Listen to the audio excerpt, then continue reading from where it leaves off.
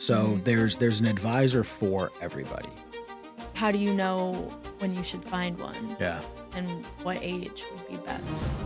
People under the age of 34 or 35 have less than like five or $6,000 in savings. Wow. So it's about half of them. So Half. it's less than 5% is the national average of what people save. Wow. And I still think today, now almost 15, 20 years later, it's one of the biggest pandemics in our country. Welcome back to Business Casual. I'm Kelsey. Now, Mike, Yeah. So, how's your week going? it's good. It's been really good. Crazy with kind of coming off of Halloween and kind of getting back into a normal week, but Mhm. fun stuff now that the kids' activities are like somewhat over. Yeah, I mean, all the holidays still coming up.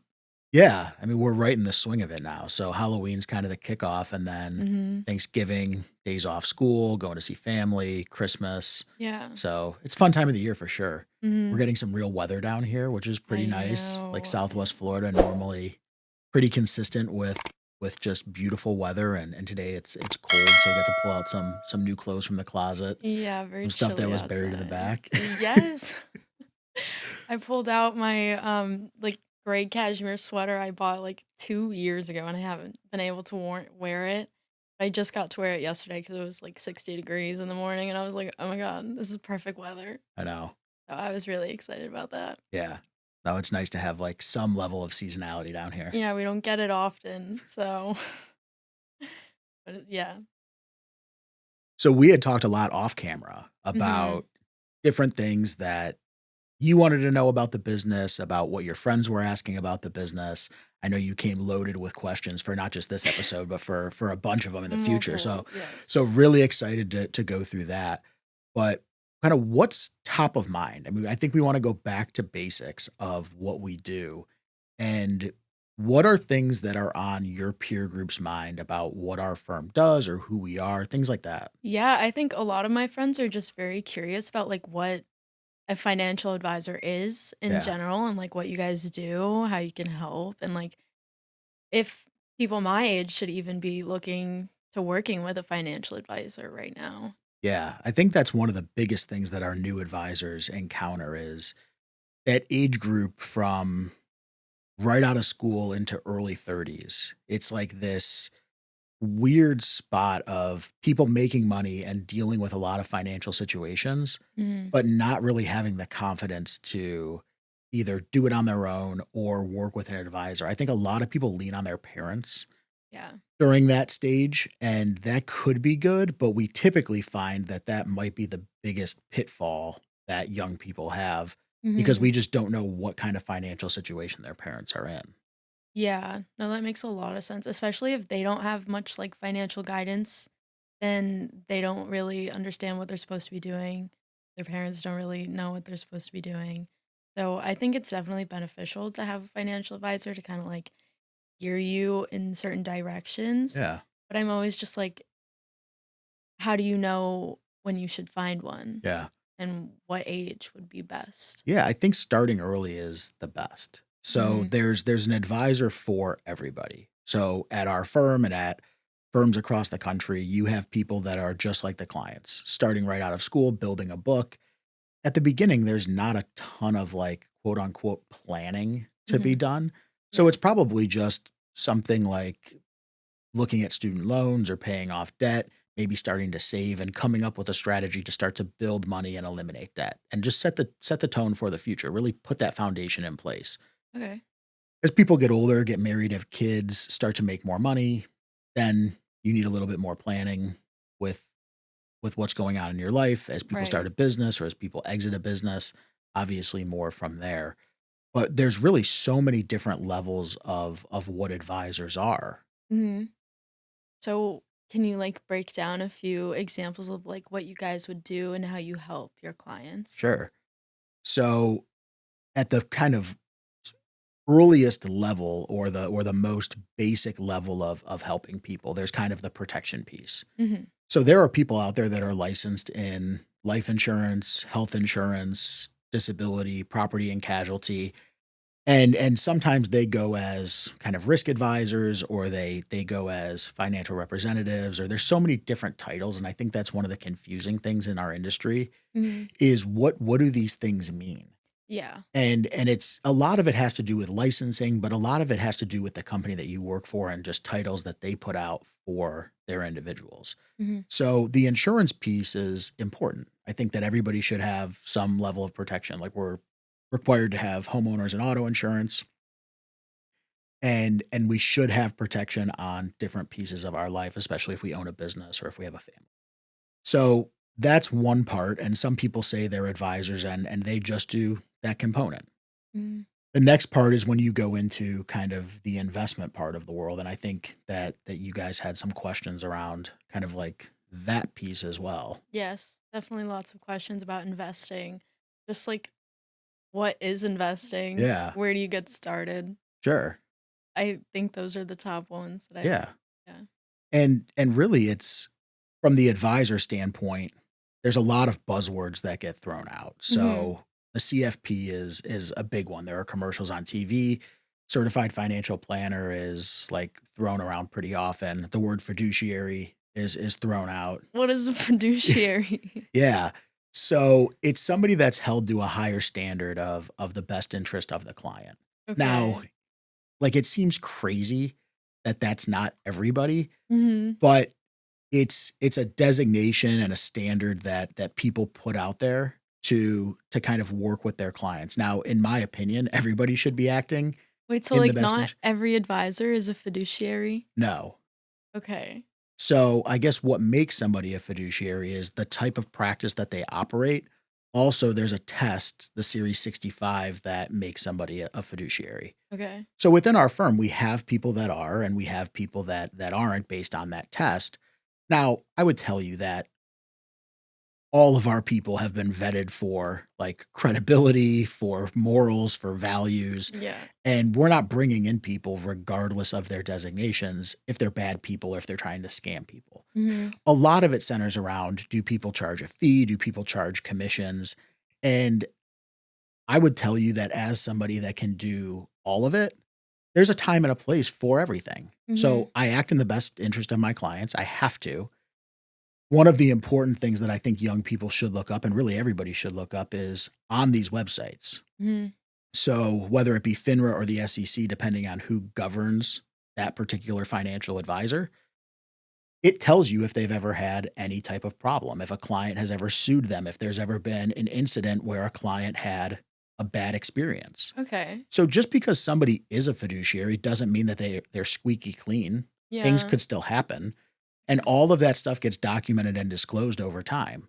So one Mhm. of the things that we really pride ourselves on is that our advisors go through even a higher standard of customer service and customer experience to make sure that our clients are very happy and that most of our advisors do not have any type of disclosures on their page, Right. regardless of if they're a fiduciary or not. Mhm. That's so interesting. I didn't know you could look people up. Yeah.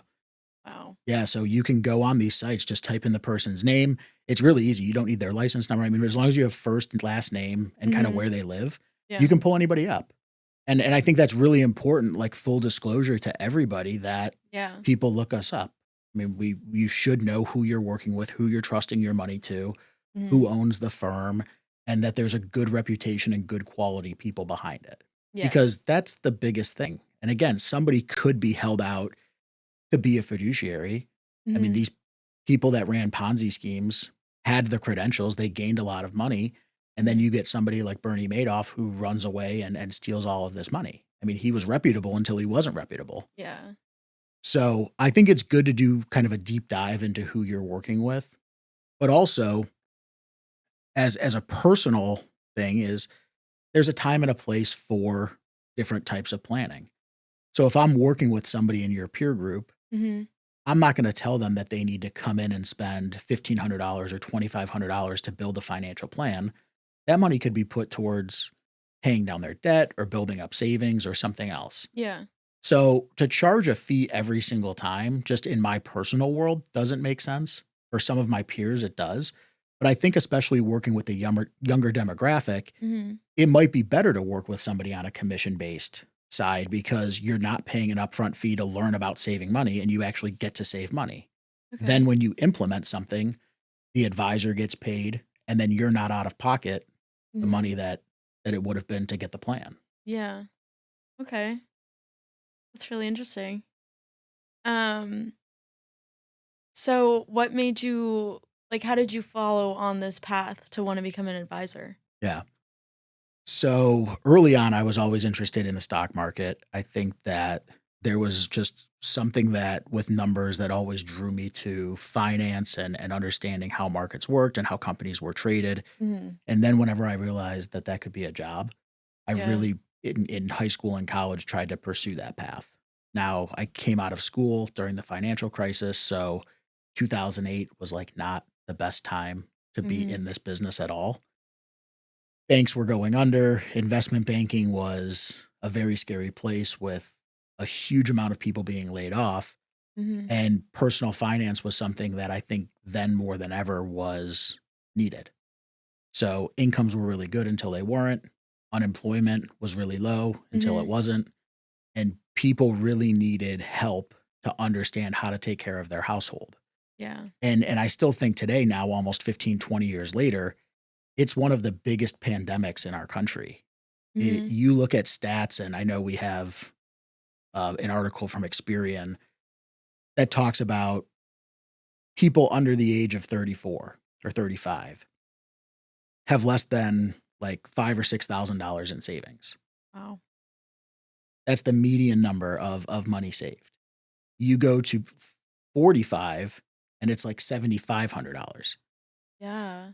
Really low Yeah, it's numbers. terrifying. Yeah, that is really scary. So then we look at like why does stuff like that happen? Why do you think people have that amount of money in cash or savings? I guess they just if I were to guess why they would have such a low kind of amount being at that age is maybe they don't save properly, they don't know how to save, they don't really know how much they should be saving, Yeah. would be my guess. Yeah. What do you think the average person saves in America? Based on, like, their income, Just a percentage. Yeah. um, maybe, like, 10% of their income. So it's about half of that. So Half. it's less than 5% is the national average of what people save. Wow. So that's something that's really scary. When Yeah. when we talk to clients, we tell them in order to be successful, they need to save about 20% of their income. Mhm. So if people are out there saving a quarter of what they should be saving, that's putting them in a spot where they have no chance to succeed. Yeah. That's kinda terrifying, like, as I get older and go into, like, having a more adult kind of Yeah, job, like a 9 to 5. Just like I don't know how much I should be saving at right. my age when I get into that kind of position. And I guess how would you advise like younger clients, like somebody my age and just kind of getting out into the world? Yeah, Like what would you tell them about saving in general? start. Start. Yeah, just start. Start with something. So to come out of school and say, "I'm gonna save 20% of my income day 1," Mhm. might be tough. Yeah. So starting is the biggest thing, creating the habits. And Mhm. that's where working with an advisor becomes really beneficial, especially an advisor that you're not on the hook for an annual fee or something like that. Now, Yeah. down the road, if you're older and you have an established plan and you want somebody to make recommendations without kind of implementing strategy because you already have it, there's a time and a place for every type of advisor that Yeah. exists. Okay. But I think early on, get knowledge because understanding how to save early or just starting to save is so valuable. And then when we start talking about how money grows, Mhm. starting earlier with a smaller amount of money gives you a greater impact because of the way that money travels with compounding. Okay. And by saving, do you just mean like moving money from your checking account to your savings account? It could be. That's probably one Or of the like early steps. or like just saving like cash, like taking money out and like putting it in a piggy bank and tucking it It away. could be that too. So I Okay. think day one, it's just getting some amount of money accumulated. So again, I don't want to endorse like having thousands or tens of thousands of dollars in a piggy bank. Mhm. So like put it in a bank, have it be safe, but it needs to just be liquid. Yeah. So people run into credit card debt or people outspend what they earn Mhm. and they accumulate debt. When people have savings and excess money built up, they don't need to accumulate debt. They have the money. They can tap into savings to pay debt and not have high interest. Right. So I've heard the term emergency fund before. Yeah. What is the difference between like having an emergency fund and having just a regular savings account? I don't know that it has to be different. I think Okay. that an emergency fund is just mentally a number that's Okay. there. So a lot of people will have a separate account or just their savings account is their emergency fund where they say, I have money that's liquid, it's in cash, it's earning a low amount of interest compared to the rest of my money, Mhm. but it's there in God forbid the event that something crazy happens. And that Yeah. number could be different for everybody. So I Okay. think starting out, that number could be far less than what it is if you're married with kids, a Yeah. mortgage, and bigger obligations. Mhm. So we would work together to figure out what that is. Typically, it's a multiple of monthly income. So in the event that you lost your job or if something were to happen, you don't have to completely upend your life to just continue to live the way that you did for a temporary amount of time. Okay. Yeah. Okay. Yeah, Sorry. no. So, other things that your friends or things that have come up, I'm trying to think of experiences with younger clients that we've found. A lot of people talk about 401ks when they first enter the workforce. Have you experienced that? Yes, what is a 401k? Okay. So, a 401k is a company sponsored retirement plan. Okay. So, you go to work for a big or small company, they put a plan in place on their behalf that their employees can participate in. Okay. So, that means that you, as the employee, get to take a portion of your paycheck and defer it. Now, what does that mean? Mhm. Money goes in and it gets to grow. If it's traditional, tax deferred, so money goes in pre-tax, so you don't pay tax on the money today.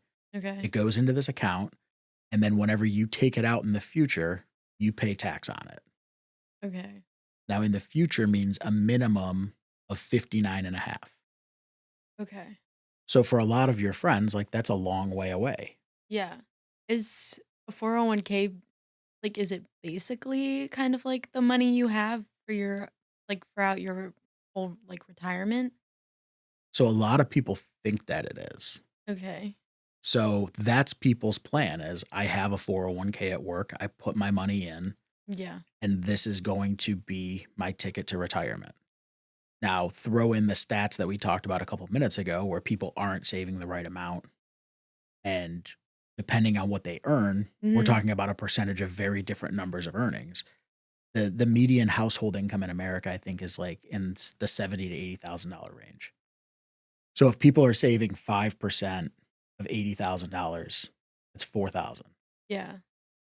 So if we have a couple saving $4,000 a year forever or for their work life, they're not going to end up with millions of dollars. Like that math doesn't shake out Mhm. in regardless of how crazy the investment is unless they hit some type of lottery ticket. But that's what people think is I'm putting in money, my company is matching my contribution, and Yeah. I'm going to retire one day. And Mhm. they don't really look at the statements, they don't really know how it works, and they just think, "Oh, I have a 401k, I'm fine." Okay. And I would say the vast majority of the time that is not the case. There needs to be a substantial amount of additional planning on top of the 401k to succeed. Okay. And is that why like most other people do as well as their 401k like a retirement plan? So some people may have something like an IRA or a Roth IRA that they also Okay. contribute to or may Yes. have other investments outside of retirement. Mhm. Typically, those are when you work with an advisor, you open that. Okay. So when we meet with clients, I can tell very early on who's worked with somebody and who hasn't worked with somebody. Somebody that has not worked with an advisor before has a bank account, they have their 401k, and then maybe they have some type of online account. So Okay. like a Fidelity, a Schwab, a Robinhood, something that they just created online. Yeah. Whenever they've worked with an advisor, they typically have a couple more accounts that are more diversified or more strategic in the planning side of things. Okay. Cool. Yeah, and again, it's not a scenario of doing it versus not doing it early on because of resistance. Mhm. It's mostly around education. I think if most people knew I can get all of this information, I can have a guide to Yes. help me. There is a little or no fee associated with it. Mhm. I think people would do it. What do you think, like, the top reasons people might not go see advisors or just kind of don't really, like, know what they do, so they're a little scared to go and approach? Maybe they're, like, embarrassed about their financial, like, situation, or they just don't know how much it costs. They don't know whether or not they need to be working with you. Like, what do you think the top reasons are? Sure. So I think depending on age, it's all of those things that you mentioned. Yeah. So the older you are, I think shame plays a bigger role. Okay. So young people, they come in and they're like, "Well, I'm not supposed to know anything. I'm not supposed to have accumulated anything." There really is no financial shame or embarrassment Mhm. in coming in. For them, it's lack of knowledge or just procrastination. Okay. Yeah. So people come out of school, they get their first job, time flies. So Yeah. you're still very young, starting your career. I can tell you that I vividly remember the very first day I started this career, and now it's almost 20 years ago. Mhm. It flies. Yeah.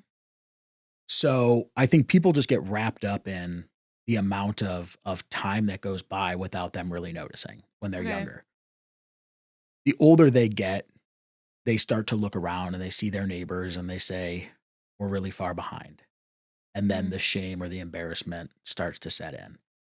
And then the keeping up with the Joneses mentality of digging a bigger hole because they're going on vacations with their friends or they're buying new vehicles or they're Right. upgrading their house and they're creating credit card debt is a real problem. Mhm. I think as people get older, so again, kind of now going from right out of school, starting career to kind of my age demographic that probably has that shame component. And then the older generation is again going back to kind of confusion. So they've accumulated a lot of stuff. They may Mhm. have worked with somebody, they may have had a good experience, a bad experience. The advisor may have retired, Yeah. and they get into kind of a paralysis by analysis mode of we've accumulated all of these things. Now we have to aggregate them and do a bunch of homework to bring it to somebody new and almost go interviewing or kind of dating Yeah. and figure out who we want to do this with. And we're in our 50s or 60s. Yeah. And it's just a daunting task. Okay. Yeah. No, I was just gonna ask, is like shopping for an advisor, like, is it one size fits all? Or No, is it like you have to kind of move around and see who you like, what company works absolutely. best? Yeah, I would absolutely treat it like you are dating and trying to find a spouse. Yeah. This Okay. is a lifelong relationship. Mhm. So when people work with us, it's not only through their lifetime, but typically we're working with their kids and their grandkids. Yeah. So we want to make sure that there's a lot of compatibility with our values, our thought process, our methodology, Mhm. our mindset around taxes, gifting, spending. All of those things need to be aligned Yeah. for us to work 20, 30, 40, 50 years together. Okay. So it's absolutely not one size fits all. I would say interview a handful of people, Mhm. and the one that feels right will make the most sense for sure. Okay. Yeah, no, that makes a lot of sense because I feel like it's when you just kind of talk to somebody and you don't really know whether or not they're a good fit, and then you don't know whether or not you trust them enough to give them like all of your money. Right. And it's like, what do you do then? What if you find a bad one? That kind Yeah. of And situation. I think in the early stages, the margin of error is lower. Yeah. So for your peer group, unless somebody inherits a substantial amount of money, it's you're hopefully all of the advisors are talking about the same thing. Okay, you need to protect your income, you need to start Hmm. saving money, and you need to eliminate debt. Yeah. Now, your age group, it's also we need to save money to spend a substantial amount of money. Mhm. So typically, my new advisors, one of the pitfalls that they run into is I have this really good client. We started saving money, but they're telling me that in the next couple of years, they want to spend it all. Okay. So, what are big events that happen in somebody's life from 25 to 35? Maybe getting married, Okay. buying a house, buying a car, having Yeah. kids.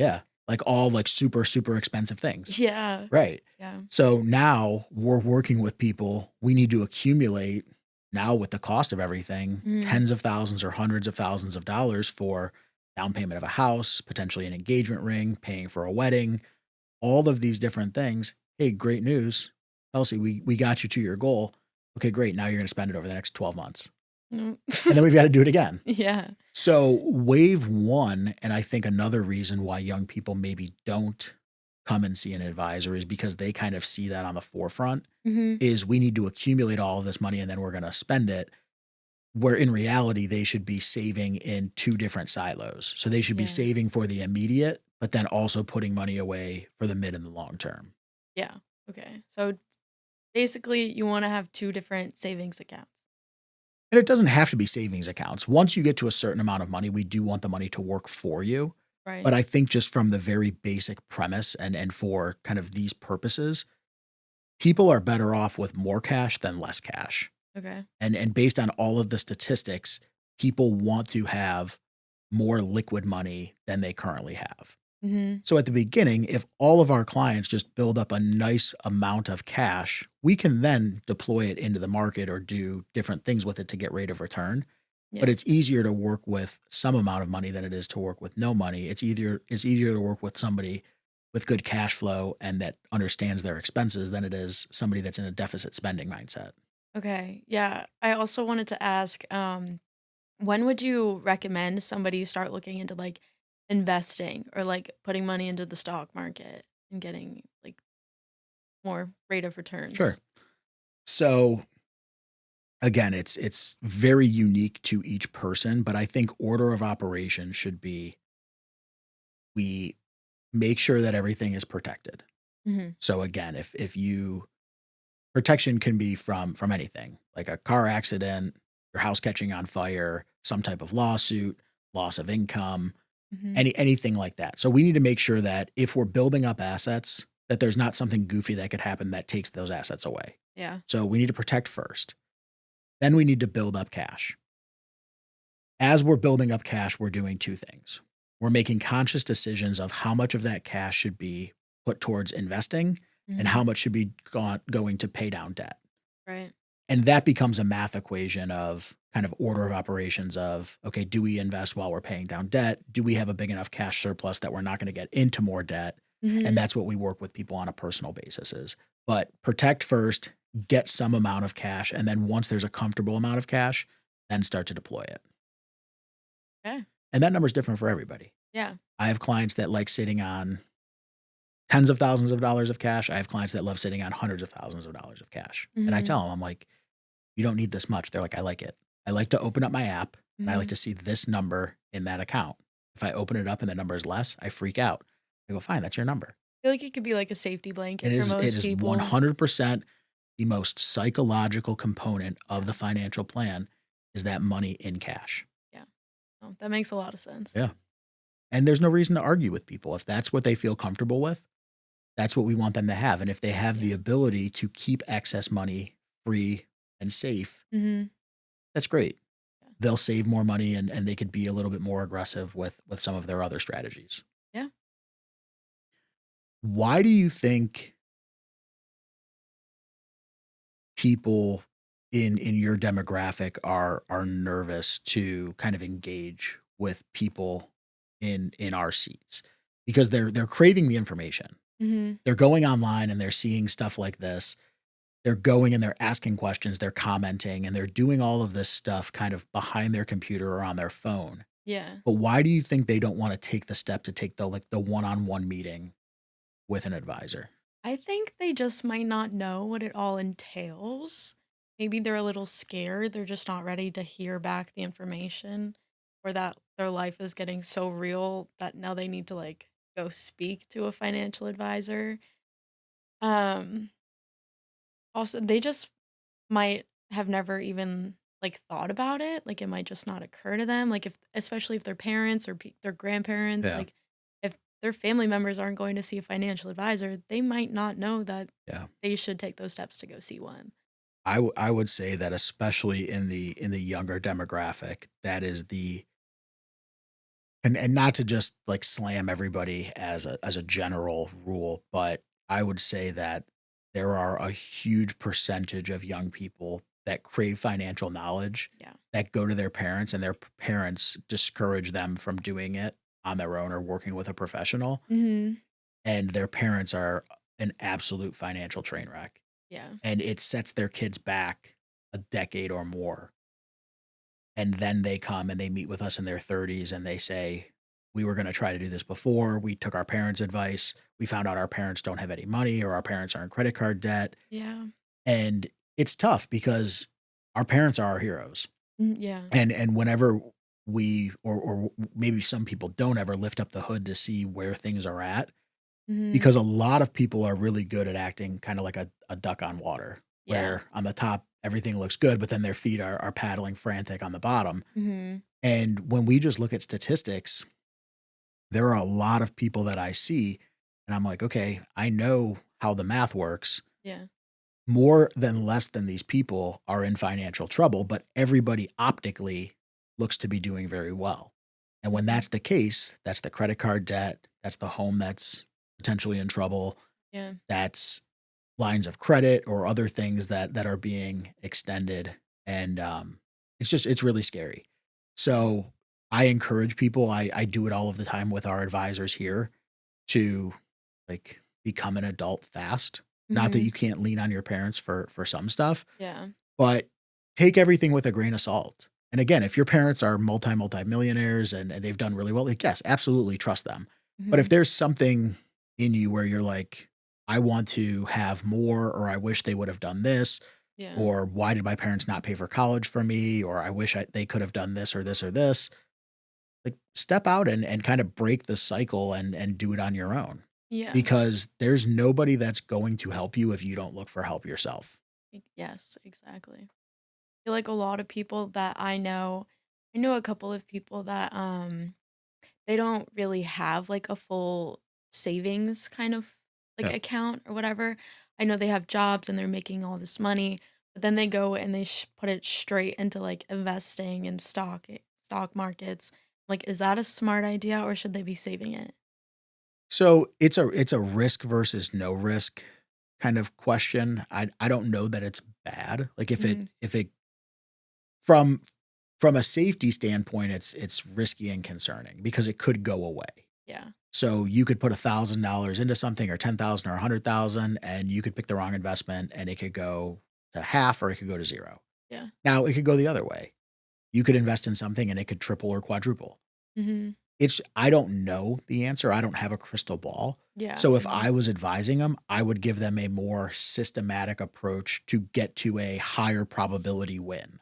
Okay. Yeah. So somebody could do it, like, we talked about it a couple weeks ago. We Mhm. had somebody here that went and bought a scratch off lottery ticket and hit for several $100,000. Yeah. Like, that was a smart move, that worked out for them. Mhm. How many people have played the lottery for decades and never won and are down hundreds of thousands of dollars? Yeah. More than not. Yeah. So, if can people get lucky? Absolutely.